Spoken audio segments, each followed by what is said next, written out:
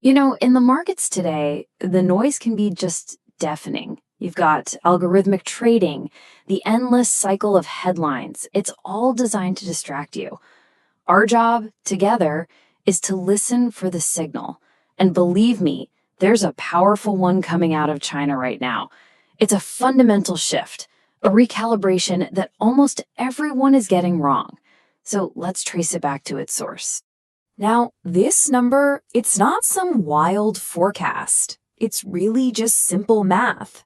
It's a baseline, the absolute floor for new demand if just 1% of China's population decides to move only 10 ounces of their savings into physical silver. Think about that. That's the silent pressure building right under the surface of the market, a massive demand shock that right now isn't priced in at all. So that really brings us to the core question, doesn't it? Why is a structural shift this big, this fundamental, being written off as just another day of market noise? Well, the answer isn't in some trading pit. It's in the world of geopolitics. What we're seeing isn't just a simple trade. It's the result, the calculated outcome of a strategy that's been decades in the making. Look, to really get what's happening with China and silver, we've got to look away from the daily price charts for a minute. We need to look at where the real pressure is coming from. Because honestly, this isn't really about silver at all. It's about a massive state-managed course correction for the second largest economy in the world. They're pivoting away from an economic model that has, for all intents and purposes, hit a dead end. $18 trillion. That's the estimated household wealth that's not just tied up in, but is actively bleeding out of China's property market. We're talking about an entire generation's life savings, anchored to concrete and steel, and now it's just adrift. For Beijing, this goes way beyond an economic problem. This is a direct threat to social stability, and it's one they absolutely have to get under control.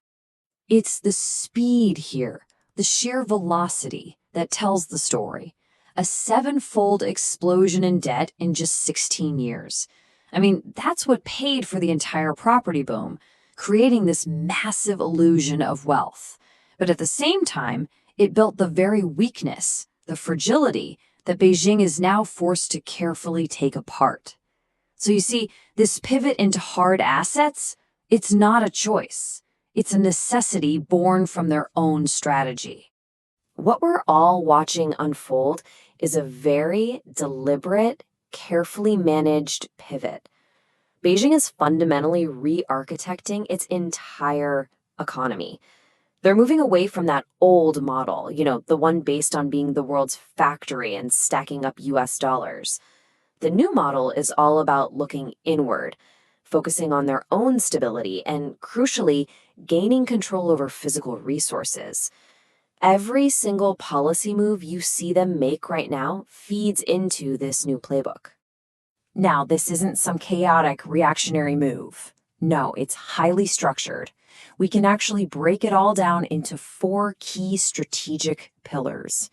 And if you really want to see the full picture, the grand architecture of this plan, you have to understand these 4 pillars. This is something that's been quietly put into motion for more than a decade. All right, so here's the roadmap.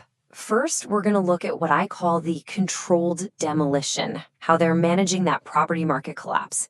Then we'll dive into the history, the 4,000-year playbook they're pulling from. Third, we'll cover how they're methodically securing the infrastructure of the future. And finally, we'll tie it all together and see how they're using these moves to activate a new kind of monetary gravity. Okay, pillar 1. This is all about the immediate crisis. I mean, think about it. How on earth do you manage an $18 trillion bubble deflating without sparking a full-blown revolution? The answer is, you don't try to stop it. You control it. You create an official state-approved exit ramp for all that wealth to move from the asset that's collapsing to one that you prefer. And the timing here is it's perfect. It's everything. When they started quietly easing the rules on buying precious metals in late 2024, that was absolutely not a coincidence. It was a calculated pressure release valve. They opened it at the exact moment the property crisis was hitting a boiling point. It's a brilliant move, really, guiding people away from a huge systemic risk and into an asset class where the state, well, already holds most of the cards. So let's talk about Pillar 2. Now, this strategy might look completely new, but it's not. In fact, it's ripped straight from the pages of monetary history. The key here is to understand that when great powers face a devaluing currency and internal problems, the playbook they use to hold on to power is, well, it's almost always the same. I mean, the pattern is just undeniable. Ancient Rome, Weimar Germany, heck, even the United States back in 1933. In every single one of these cases, the state got itself positioned in hard assets right before a major monetary reset. And usually it was the average citizen who paid the price. You can be sure China has studied this playbook very, very carefully. They're not just copying it, they're perfecting it for the modern age. All right, Pillar 3. This is where the strategy shifts from defense to offense. See, it's not just about surviving the current crisis anymore. Now it's about controlling the future. And in our world, in the 21st century, what does that mean? It means controlling the physical supply chains for the technology that's going to power everything. And when you're talking about the green transition, well, that metal is silver. Now, what's so critical to understand here is that their control isn't at the mine. It's in the middle of the supply chain. Look, owning a bunch of mines is one thing, but controlling over 60% of the world's refining capacity, that's a totally different ballgame. It gives China a strategic chokehold. They don't even need to own the raw material to have the final say on where the finished usable silver actually ends up. And it's not just refining. They've sewn up the source, too. Through years of long-term contracts and direct investments in places like Mexico and Peru, China has effectively locked up the upstream supply. This isn't just shrewd business. It is creating strategic dependency by design. The bottom line, for any Western manufacturer who needs physical silver, well, all roads now lead through Beijing. And that brings us to the fourth and final pillar. This is where all the pieces of the puzzle come together. You take that state-managed rotation of wealth happening inside China, and you combine it with a physical chokehold on a commodity that the rest of the world absolutely needs.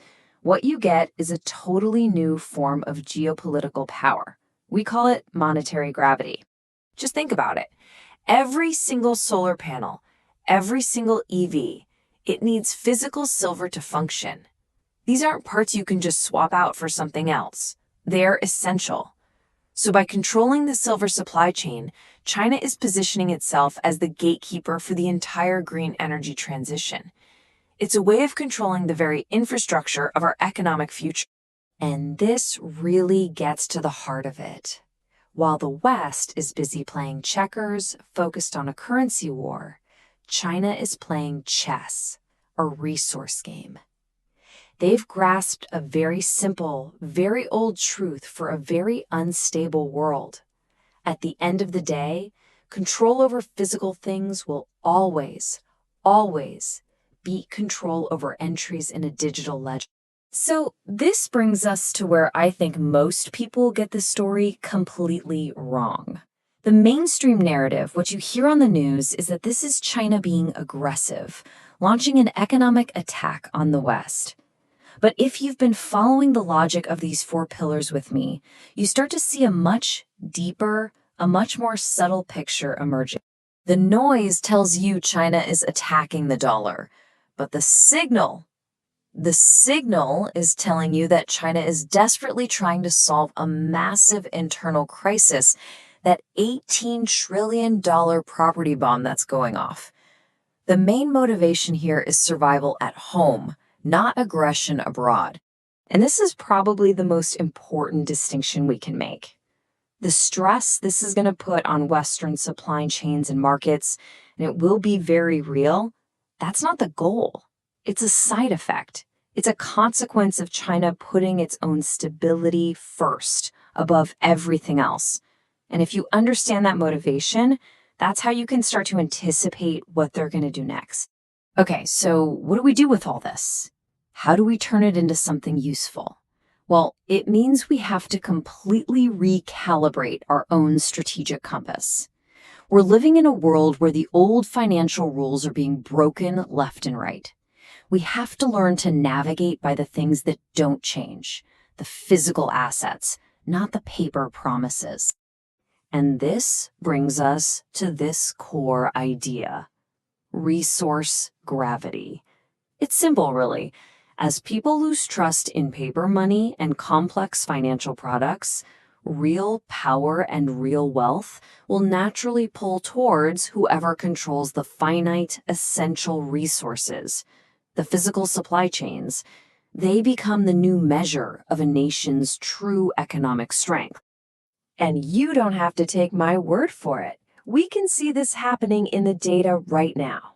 Just look at how quickly the gold to silver ratio has been shrinking.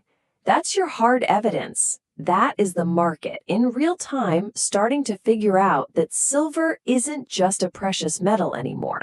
It's a critical strategic commodity. That, right there, is the signal finally breaking through all the noise. Of course, I should just make it clear that all the data and the history we've talked about here, it's all based on publicly available information, and we're using it to illustrate a strategic thesis. This isn't about endorsing any one political or economic system, just about understanding the forces at play. So, we end with this one final, crucial insight. The fundamental battle of our time, it's a conflict between a world of infinite paper claims and a world of finite physical resources. The side of that equation that you decide to align your portfolio with, well, that's very likely going to determine your financial future for the next 10 years. Now, let's talk about the most important part of all of this: protecting your own journey through what is becoming a very complex landscape. Before we depart, remember, the financial landscape is constantly shifting. The insights shared in this video are for educational and informational purposes only. They do not constitute financial, investment, or legal advice. Every investor's situation is unique, and you should always consult with a certified professional before making any significant financial decisions. Our goal is to help you find the signal, but the final move is always yours. Stay sovereign, stay informed.